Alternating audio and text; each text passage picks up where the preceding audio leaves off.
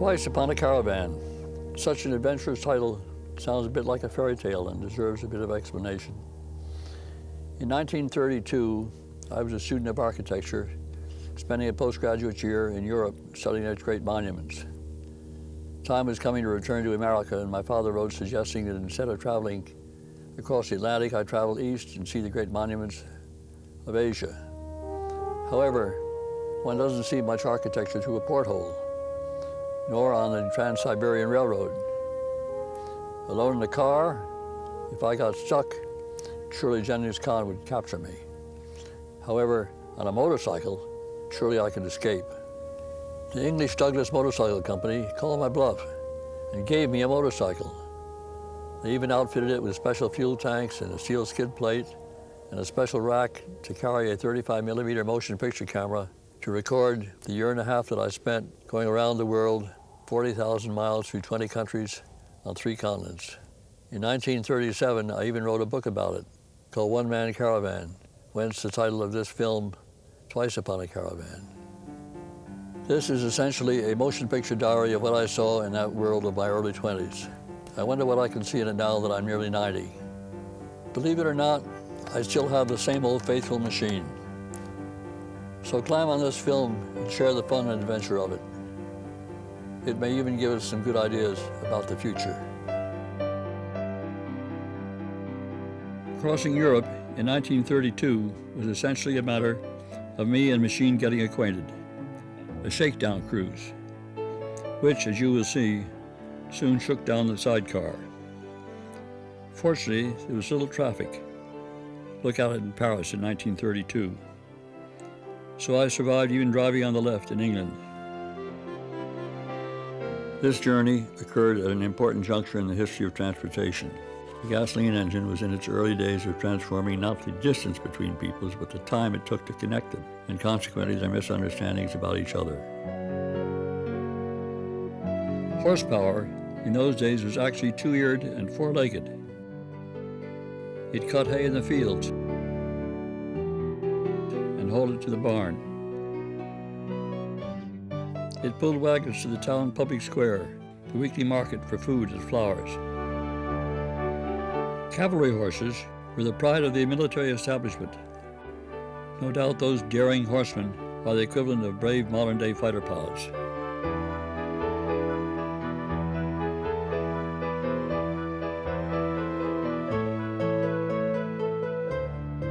Historically, the people of Western Europe are agriculturalists. The women tend their flocks. The men do the heavy labor, dig the wells and tend the cattle. East Europeans, those in the Balkans, were originally nomads, migrants from the steppes of Asia. They wandered north and south as the seasons and the weather dictated. They knew enough to stay ahead of the mud, left it behind for the likes of a man with a strange machine called a motorcycle.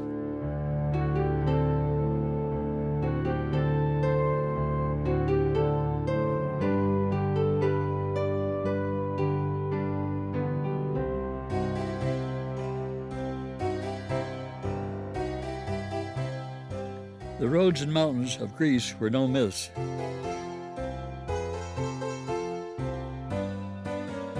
But finally led to the Parthenon, where the great goddess Athena already ruled the lives of men. Who calls women's lib new? By the time I visited the Oracle at Delphi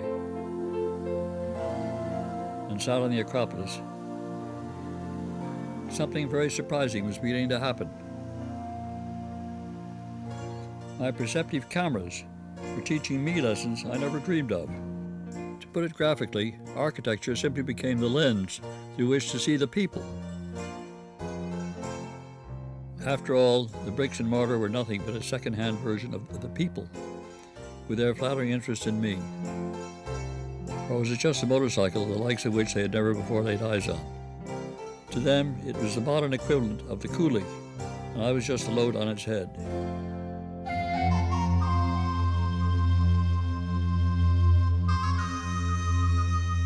The roads of Turkey had virtually disappeared with their history. Once upon a time, Asia Minor was a green and wonderful plateau, worth conquering and reconquering.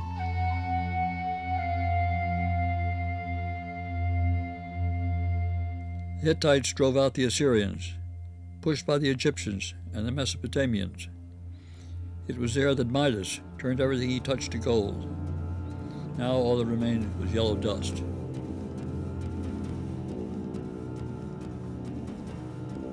It's a sad story of what can happen when overpopulation brings overproduction, overgrazing, overcutting, and all the other overs that go with it. Perhaps that's where the wise old Greek warning, nothing in excess, comes from.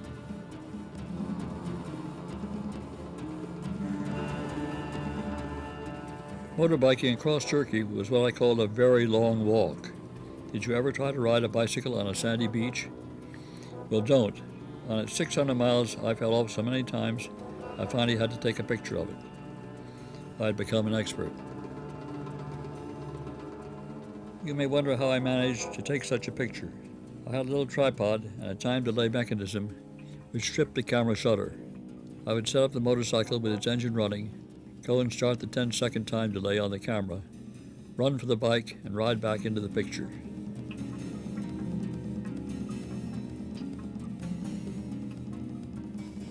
The movie camera had another interesting aspect. Its 35mm film came in 1,000-foot cans, but the camera would accept only 100 feet at a time. Getting it from one size reel to the other had to be done in a loading bag, with the long arms through which one could reach inside to rewind the film and load the camera in the dark. A strange foreigner manipulating his hands in a black bag and using some unintelligible language. What could he be up to?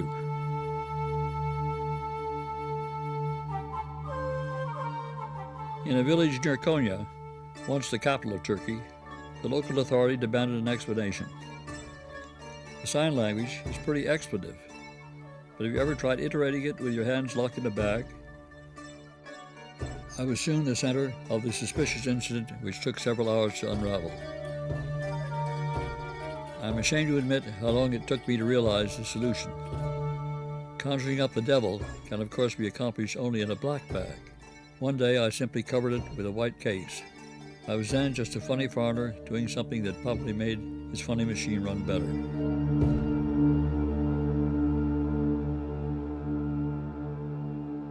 Even in the Middle Ages, Turkey must have had plenty of vegetation. All the Crusaders never could have made it.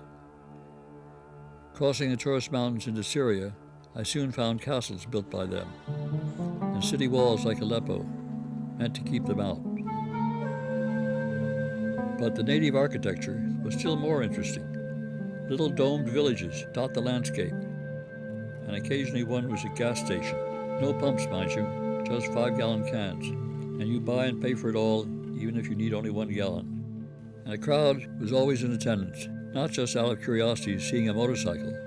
When my 2 tanks were full, and I was obviously leaving the rest, there would invariably be a free-for-all, not for the gas, which promptly got spilled, but for the can, which became a precious water carrier.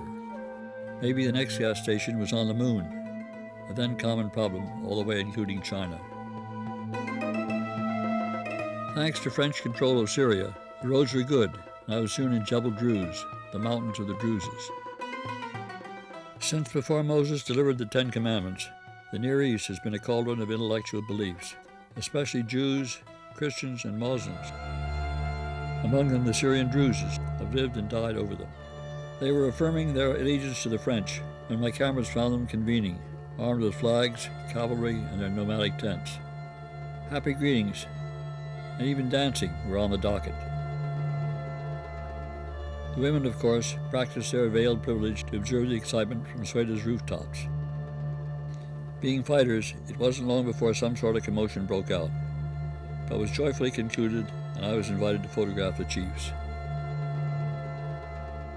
I was gradually coming to the opinion there were advantages to traveling alone.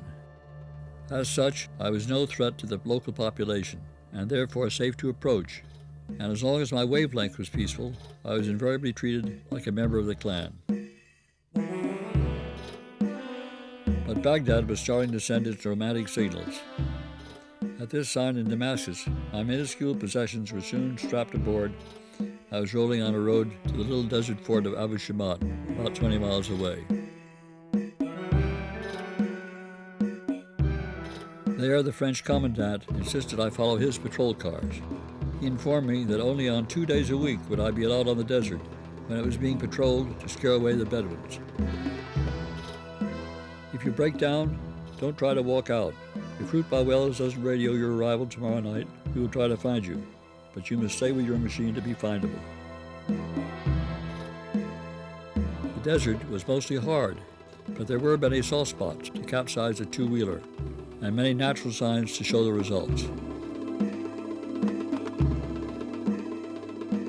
On the Syrian side, there were also black markers, visible one from another. So the 250 miles to Rut Ba Wells in the middle of the desert was spanned between that dawn and dark. Somehow it seems unbelievable that the Romans actually dug these wells. In 1932, it was a happy haven for one night.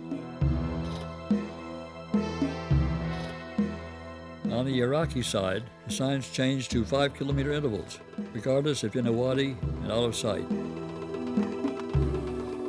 But there were other helpful but unhappy signs to encourage a lonely stranger. And then, believe it or not, there was even an approaching cloud of dust. On such a desert, the temptation to stop defeats all urgency to keep going. Out of the car came 5 men, one an American, who wanted to know what kind of idiot it took to be out there alone on a motorcycle. "What's your name and where you're from?" he thundered. When he heard Robert Fulton in New York, he asked, "Any relation to Bob Fulton of Mack Truck?" My father was president of Mack Truck. Mr. Harrington was dealing with the Iraqis about laying an oil pipeline to the Mediterranean. He drove away, commenting he would report to my father that I was crazy, but still alive when he saw me. Civilization showed up at Ramadi, a few miles short of Baghdad, along with a dust storm to give a dreamy Arabian Nights atmosphere. But when the dust disappeared, the only dreamable things I saw were camels. And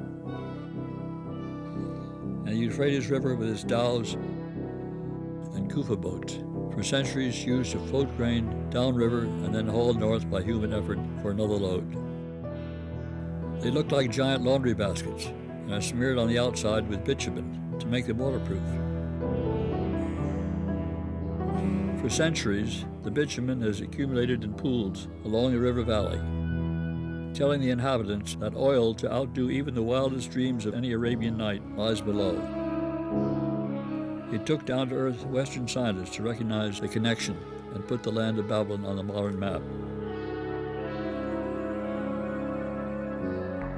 The remains of the 4,000-year-old Mesopotamian civilization came along the Euphrates River, an enormous and crumbling ruin of a once holy ziggurat temple, its mud bricks layered with straw, which the camels gnaw, and the bricks gradually disintegrate. As for Baghdad in 1932, the Arabian Nights must have taken it away. Like Syria under the French, Iraq was under the British. The General Maud Bridge across the Tigris was still floating on military pontoons, and the city looked like a Middle Western cow town with wooden sidewalks and some horse-drawn carriages.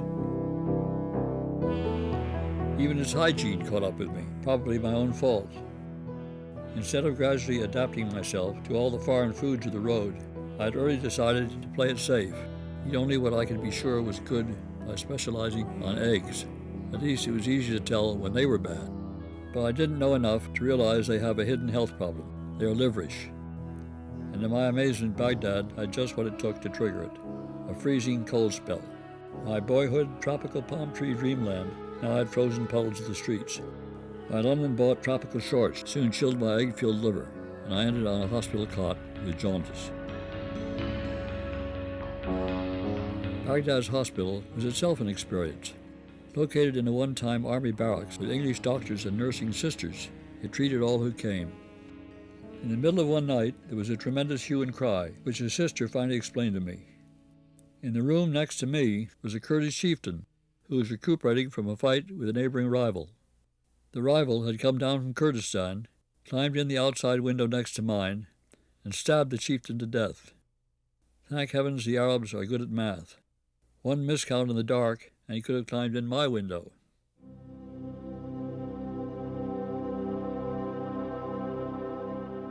The hospital interlude provided a motionless period during which I gradually came to realize I was on a journey of exploration, not only of the ways of the world, but even more so of myself and my ability to understand those ways.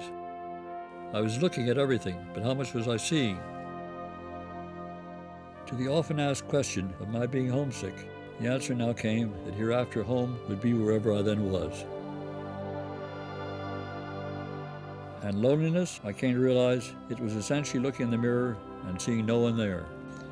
It was up to me to make something of myself that at least I could see. And this wonderful look at the world was an incredible opportunity to learn how. By Christmas time, I had only one pain left. Travel through Persia was out of the question. Its mountains were now covered with snow, which would not be gone till spring. Even the camels couldn't make it. And I needed a little convalescing time. So the land of the Persians and the Medes remained hidden behind the snowy passes as I made the short sail down the Persian Gulf.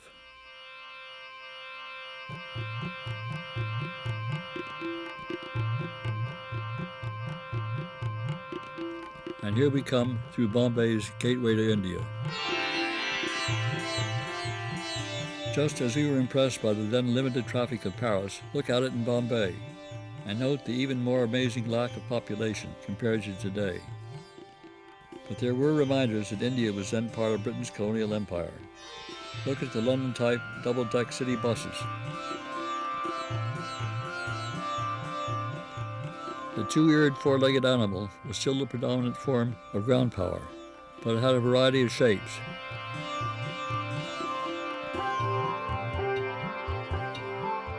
Bullocks did most of the heavy hauling, including raising water and thrashing grain, with an interesting form of throttle control.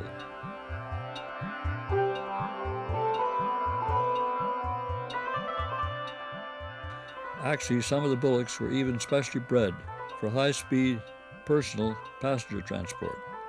Camel carts were slow but useful in the many Indian desert areas. Horses were used by the mail service and the military and for local taxi service. In fact, there were even some two-legged, two-eared forms of power employed to carry the palanquins, the private limousines of women who preferred not to be looked upon by lustful mankind in the streets.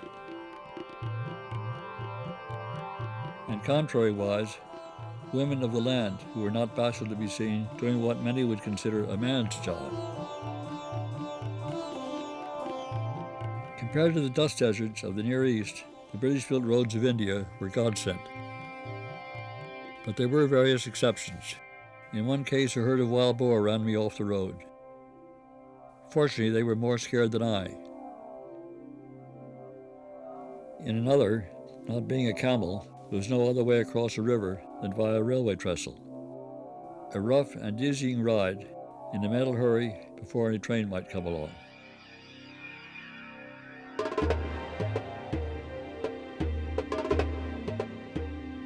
But the road through the Averill hills of Rajputana simply made arrival at Udaipur all the more impressive.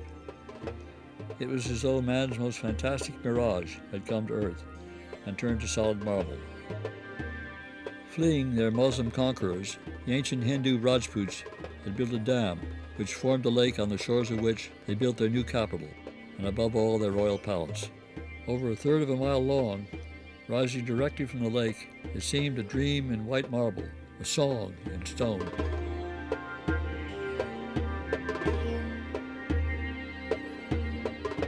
In a mental haze, I approached through gate after gate. Suddenly there were cries such as I had never heard. Screaming elephants, breaking their chains and stampeding around their big court, terrified by the noise and sight of what the Indians called my Upon A Caravan. Considerable calming of the chaos was required. Elephants are used for all sorts of projects in India. How would you like to have an elephant lead your wedding procession?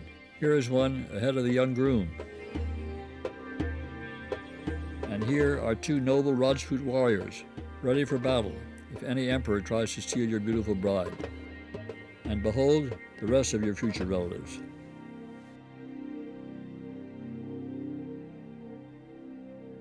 The streets of Udaipur were motion picture sets for every sort of activity. Basket factories, marketplaces, barbershops, messengers, and of course temples with their sadhus and holy cows. Even along the waterfront, there was lively action.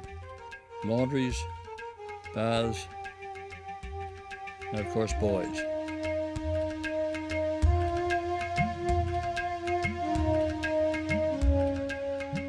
And all this in the shadow of the Maharaj's palatial stage set, full of fountains, fantastic courtyards, and fine views of still another palace on an island in the lake.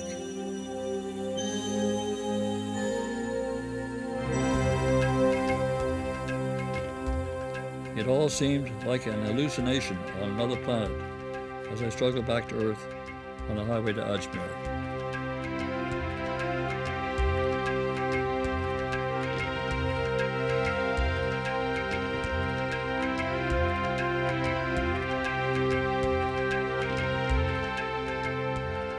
But even there, it was out of this world. The astronomical observatory defied my fut-fut comprehension.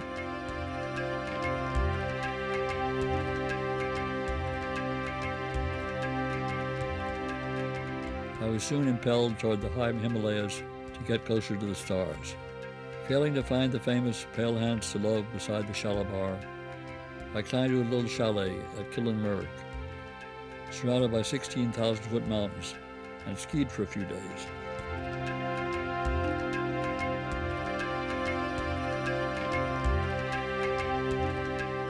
Then back to the lowly Punjab at Lahore, where the famous old Zamzam cannon on which Kipling's Kim gained his knowledge of Indian lore headed me across 400 miles of Sindh Desert to Multan and the renowned northwest frontier provinces.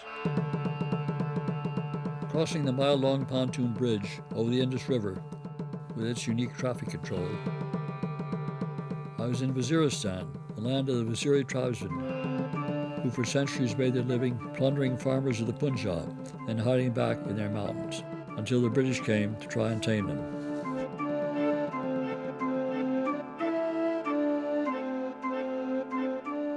My map simply showed a road running north, gave no explanation for a chain across the road, and the armed guard dropping it as I approached. When he saluted, so did I, without slowing down, but I soon discovered armed tribesmen training their guns on me. Finally, at dusk, I was at the gate to Razmak, the Highland Light Infantry camp, where it turned out that because of my military-type topi, my sun helmet, the road guard had mistaken me for a courier. The rifles pointed at me were paid by the British to protect the road against marauding tribesmen, but since they themselves were basically tribesmen, they were as apt to assist the marauders as to stop them. In the next few days, I was treated like a VIP, shown the ins as well as the outside of Waziri tower compounds, whence they carried on feudal battles to prove their bravery, and figured it took the death of 2 women to make up for that of 1 man.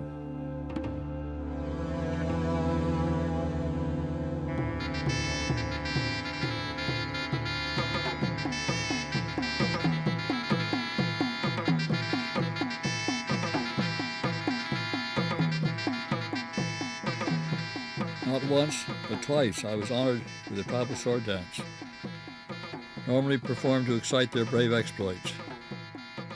It is normally done at night, lit only by a big bonfire, impossible to photograph, so they obligingly performed again in the daylight, resulting in these rare records.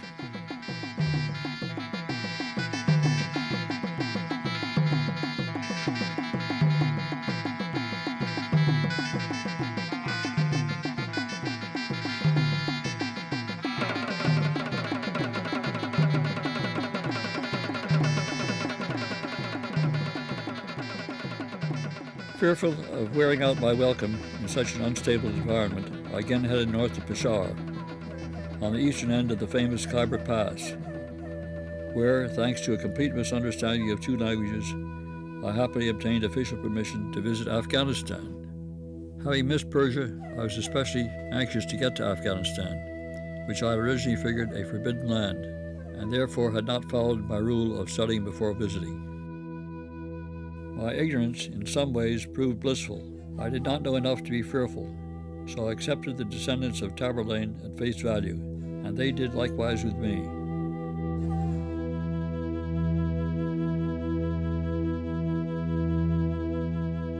They had never seen a motorcycle, and I soon learned to avoid causing dumped camel loads by stopping when I saw a caravan coming.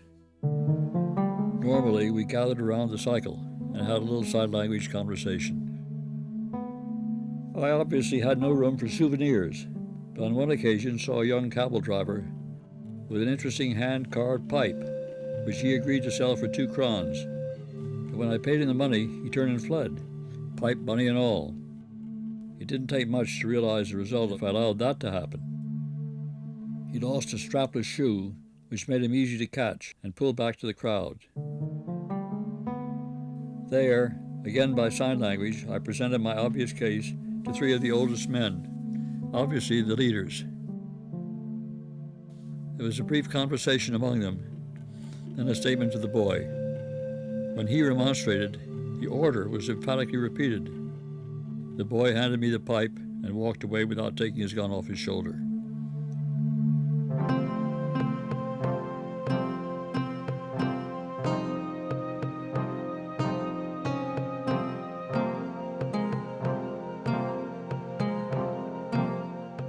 About 100 miles south of Kabul, I passed 2 monuments commemorating Mahmud, who made the nearby city of Ghazni the capital of his 10th century kingdom, which ruled almost all of what is today Iran, Afghanistan, Kashmir, and the Punjab of India. The ancient walls still stand to display the apparently eternal belligerent nature of the area. In Afghan veins flows the blood of Tartar, Turkoman, Mongol, and some claim Semite. One tribe calls itself Beni Israel, and they certainly look the part. They paint blood over the lintel of their door, send scapegoats into the wilderness to take away their sins. Even their domed dwellings look like those in Syria. Perhaps they are descended from the 10 lost tribes of Israel, and kindly invited me to have a little tea. Even helped me with a flat tire, one of 6 I had on the entire world tour. But of one thing I am certain, they never made their migration during the rainy season. Rain caught up with me in this little wayside nook, where I spent 3 days and nights sharing the only roofed room, and occasionally the hubble-bubble pipe with 6 Afghans. Finally, I could drink their tea no longer and insisted on plain water. The teapot owner sent his boy out with a jug, which I watched him fill in a mud puddle. I was about to drink when a pollywog swam to the surface.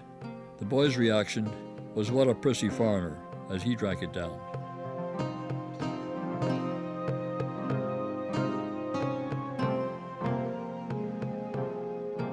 Afghan farming was so primitive it seemed absurd. They are essentially a nomadic people, living off their flocks. Mostly Astrakhan sheep, whose curly-haired hides were much desired by the fashion designers of Europe. To get them quickly to market before they grew too old, they were often carried on donkey back, along with their own donkey's baby.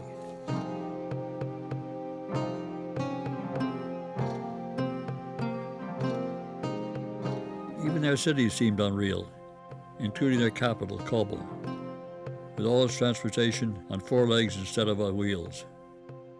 Their Muslim mosques, such as this one in Kandahar, were their finest architecture. The Afghan detour was an enlightening experience. It was like living in the Middle Ages, perhaps even in the time of Alexander the Great, more than 2,000 years ago. In terms of years, that may seem like a long time, but time can also be measured in many other ways. For example, in terms of knowledge and understanding of the microcosm and the macrocosm. The more we learn, the fuller and therefore the longer our lives become, the greater our love of life. It is not love what makes it all go round. The technical little gem of a motorcycle helped me learn that lesson, comparing its advantages to those of being a gun-toting Afghan. Pleased not to have missed this Afghanistan adventurous ride, I hurried across the southern border back to India. It was now 11 months since I left England, and I wasn't even halfway home. So on India's Grand Trunk Road, in 90 rolling hours, I was in Calcutta, and a few days thereafter landed on the island shores of Sumatra, which I'd been advised not to miss. Europeans originally knew the island of Sumatra as a land of headhunters, a practice not uncommon among animists, who believe that everything, animate and inanimate, possesses a soul, inanimate objects located in its head. Hence the practice of head hunting, amply represented in the decoration of its unique architecture, out of which emanated many spooky, swishing sounds, which I courageously discovered in the semi-darkness to be hundreds of modern sewing machines, stitching batik weavings for the Dutch market. The local markets were supplied by crowded erstwhile war canoes, which brought all kinds of animate objects from the far corners of Great Toba Lake in the Karo Highlands center of the island. Even though the Dutch built good and well-marked roads, transportation was still primarily of the two-eared, two-legged variety. To recollect Sumatra, in keeping with my wandering wayside eating habits, I ate a headless sandwich, sitting astride the equator, and watched the locals, who, true to their tradition, often carried two heads on their shoulders. Also decorated with heads, the hillsides are cluttered with large and small white tombs, no doubt those of once tribal chieftains. The East Indies are volcanic islands, replete with simmering craters. In 1883, the famous Krakatoa eruption spread ashes all over the world as it sank below the Straits of Sunda between Sumatra and Java. The island's fertile valleys are terraced into rice paddies, and the local youths tend the timber towers to chase away the thieving birds. Also mostly hidden in Java's lush tropical vegetation lies the ancient stupa Borobudur, attesting to the Buddha's compassionate teachings having reached these distant parts over 1,000 years ago. It is essentially a step pyramid, its base as big as the Egyptian pyramids and crowded with 72 stupas. Its beautiful bas-relief sculptures are considered among the finest in the world. They describe the result of good and evil actions in the world and record the life of Buddha.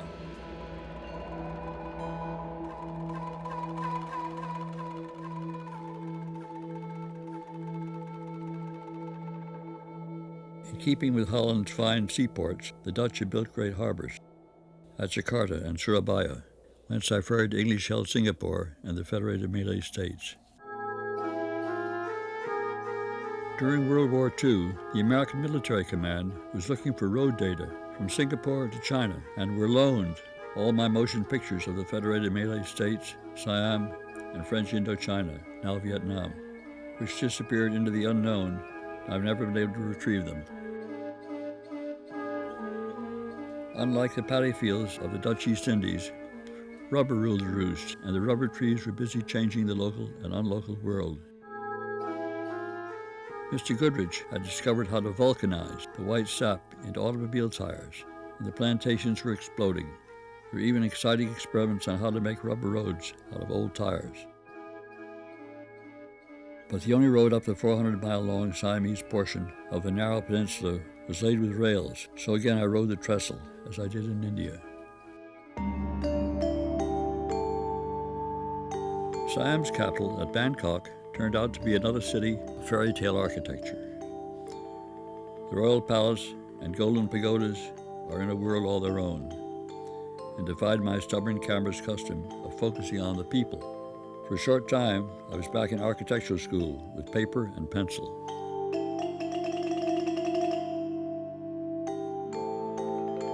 Cambodia, Laos, and Vietnam were then still combined by the French as Indochina. The Frenchman, in control of the border, insisted my papers were not in order. He held me there for 3 days. When my patience finally ran out, he admitted that he too was frustrated. He explained that he was trained to be a foreign officer in Paris. Ah, beautiful Paris. And then they send us out here where no one except us ever comes or goes until we die. The longer I can find a way to keep you, the better. But you were right, there's nothing the matter with your papers, so bon voyage.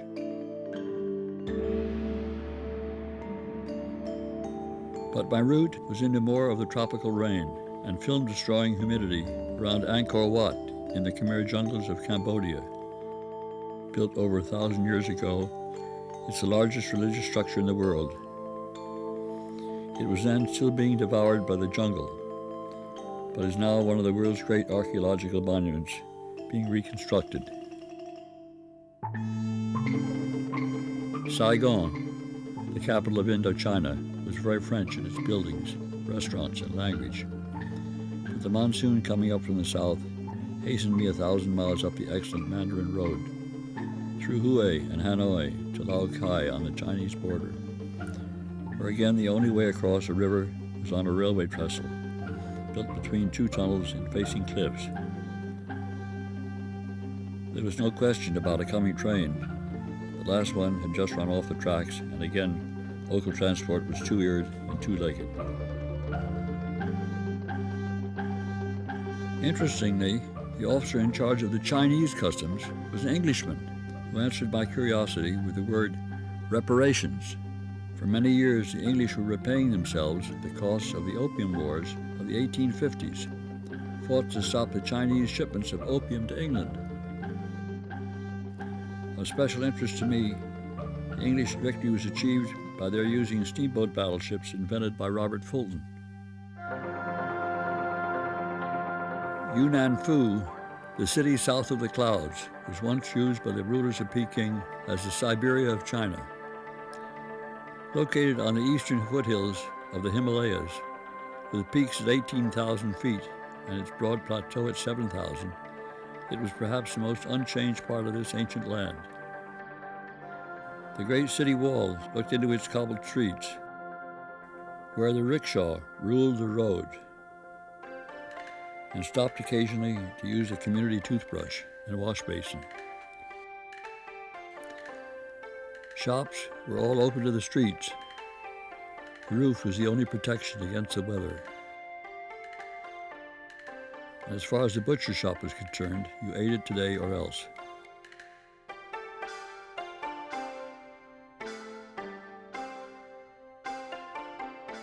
World War II later opened Yunnan to the world, even changed its name to Kunming when the Flying Tigers used it as a base and the Burma Road was built to resupply it from India.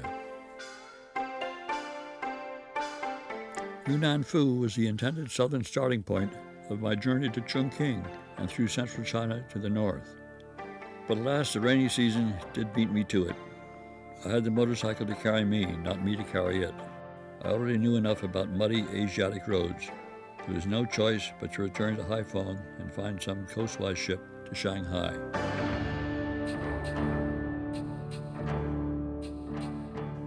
This turned out to be a not uninteresting expedition. For centuries, piracy had been the principal means of livelihood among many of the coastal Vietnamese, and even rubbed off on the coastal Chinese. The current technique was simple.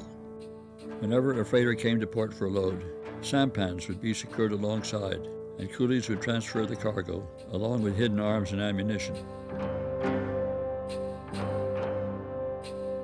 Once at sea, so-called deck passengers would swarm over the bridge, kill the crew, unload the ship in some deserted cove, and disappear with the wealth. This happened so many times that the coastal ships had their center section barricaded and security guarded 24 hours a day, allowing only one person at a time to go from bow to stern. Despite these precautions, the captain of my transport had been pirated. But when the pirates found they could not surmount the barricades, they set a great fire on the bow to smoke out the bridge. The captain, an old hand in the Chinese seas, ordered full steam astern, and instead became famous by successfully smoking out the pirates. In such good hands, I shortly made it safely to Shanghai, which was itself just emerging from a typhoon flood. Fortunately, the rickshaws had big wheels, which kept their passengers' feet above water level. While I was down north of the rainy season, I thought, and innocently set out overland for Xianfu, once capital of China and only 1,000 miles inland. Unrealized by wayfaring innocents such as me, I was traveling in the very middle of an historic revolution, a very serious Chinese game where the pawns were being moved without my even knowing they existed. Chiang Kai-shek's soldiers guarded every town and city wall. Some were even doing their sword dance training, but I saw no aimed guns and heard no shots fired. And Mao Zedong was about to start his now famous long walk to communist power.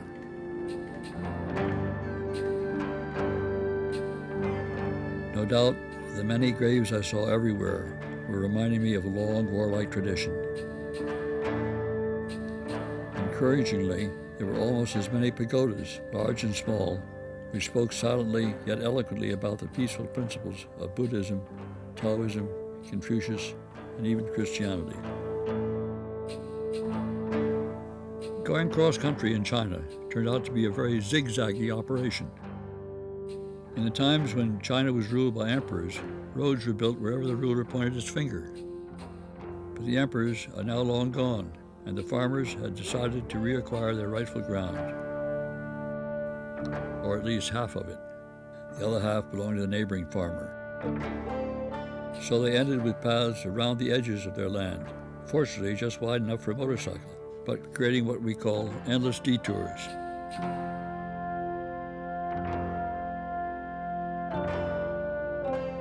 Distances in China were also mysterious.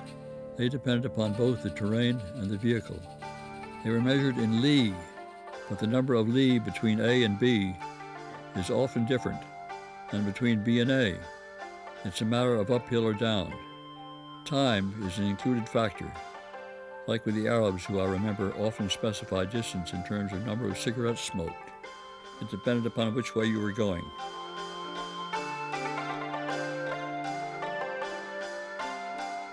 For me, food was another mysterious product. I must admit that had been true almost from the European Asiatic start of this journey. But in this little roadside restaurant, I finally discovered what I had no doubt been eating for many moons. The motorbike drew the usual curious local crowd, but among them there turned out to be someone who must have been abroad and spoke a few words of English. When I inquired what was in the big bowl over the cow dung fire, he translated and announced that I was eating lumps of flesh boiled in oil with taste of sweet and sour.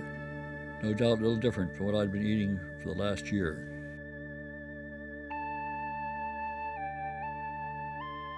Far up the valley of the Yangtze River, in the dusty Loess country, I finally reached Xianfu, which dates back to the time of Babylon.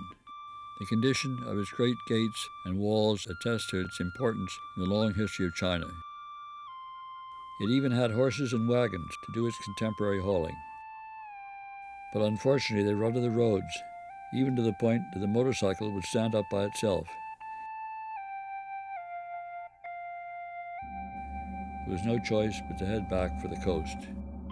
Somehow it seemed incredible that a people who could create the Grand Canal from one end of China to the other, one act of man that scientists claim could be recognized as human effort by a man on Mars, should have such bad roads in their country. But it was a little easier going back to Shanghai. The li were all downhill, and I knew where to get more lumps of flesh. China soon lay behind me. I'd seen no famine, no country stricken by great grief. The dirt had not appeared dirtier than the world. If I saw bandits, I certainly didn't recognize them. I found a pleasant people, willing to help a stranger and a foreigner. I would like to think it was not all due to my strange motorized two-wheeled horse. Oddly enough, this strange horse turned out to be no stranger when it fared across the Sea of Japan. Here was an astonishingly different land, astonishing in the preservation of its beautiful antiquity and its integration with the advantages of modern life. Even the number of motor vehicles was beyond anything I had seen since Europe. Its Shinto shrines and roadside signs were colorful combinations of philosophy and practicality. Despite my illiteracy, the maps were so good I could always figure out where I was, how far it was to the next town. And the little Yadoya inns, with a special corner of every room for the emperor, were as clean as their community baths. The inland sea and magnificent Mount Fuji were fitting frames for my faithful steed's Asiatic finale.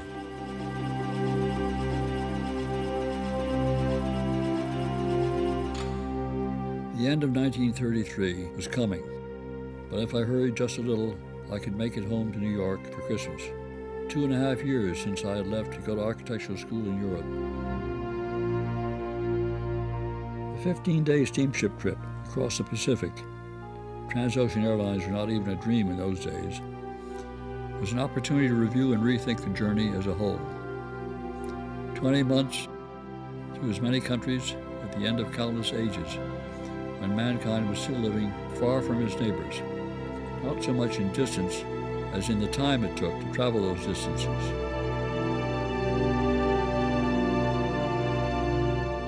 For me, Bangkok was a shining example of the coming new age, when I became the 100th person to make a call halfway around the world on the just completed telephone line to New York.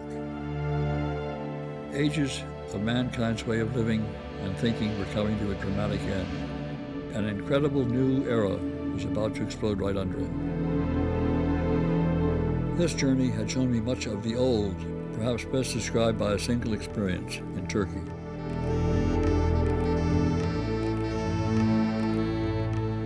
On arriving at the little village of Sakşegüzü on its dusty plateau, I was bombarded with the usual sign language questions. Who was I? Where had I come from? Where was I going? On my primitive map, it looked like Karayiğitli would be my next stop. Oh no, they cried, you can't go there. They're all robbers, murderers, cutthroats. They'll steal everything you have, murder you. And as usual, when I asked how they knew, had they ever been there, the graphic answer, pointing at their ears, was they had heard. So off I stupidly went for a long day's motorcycle walk through the deep dust where I had to hang on for dear life to keep from being thrown off at every step. It was almost dark when Karayiğitli finally appeared, and just before it was a stone bridge, no doubt built by the Romans, a rare opportunity to let go of one handlebar, reach around the windshield, and turn on the headlight. But when I sat up, nothing was illuminated. The whole span of the bridge was missing. When I finally woke up, I was lying on the floor in a mud hut full of men, women, and children, dusting me off and trying to stop my bleeding arm. They had carried me and the motorcycle from the dried-up wadi, fortunately with no catastrophic damage. The usual sign language questioning started. Who was I? Where had I come from? Sakşegüzü, they cried. Allah be praised you're still alive. Terrible people in Sakşegüzü. Robbers, cutthroats, murderers. They had never been there, but pointing to their ears, they knew they had heard. I think this can well be called the theme song of the entire journey. I heard it in every dialect of the sign language. I must admit I was flattered by the kind concern for my safety, but sorry to observe the universal fear and misfortunes bred by such lack of knowledge.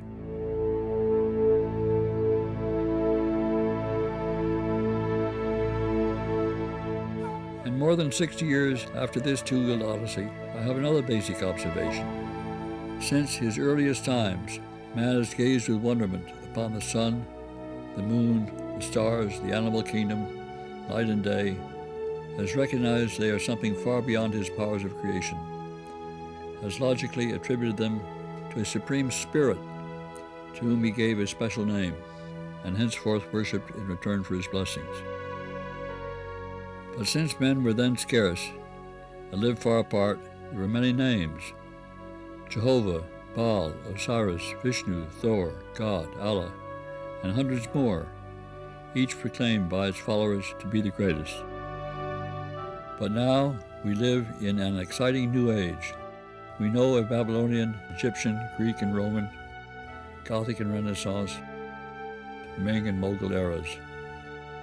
But they were relatively local achievements, stepping stones to our present age. For lack of a better title, let's call it the space age of awareness. Its catalyst, communication, photography, the telephone, wireless television, airplanes, spaceships, the ability to observe in real time what is happening almost anywhere in the world, to see and hear it for ourselves, to experience our fellow men's lives, to understand local detail and action in relation to global effects. We are discovering that all are calling the same spirit by different names, saying the same thing in different languages, telling us to have faith in the mysterious adventure of life.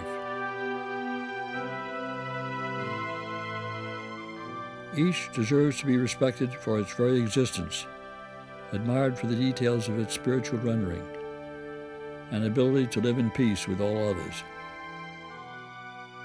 If in so doing one puts down another's answers, it is simply jeopardizing its own right to existence. It is time for a temple that can bring them all together, a temple. It is inspiring to see man is struggling to make the earth such a temple. Thank you, mankind, for your intelligent efforts and for this wonderful, revealing, two-wheeled adventure.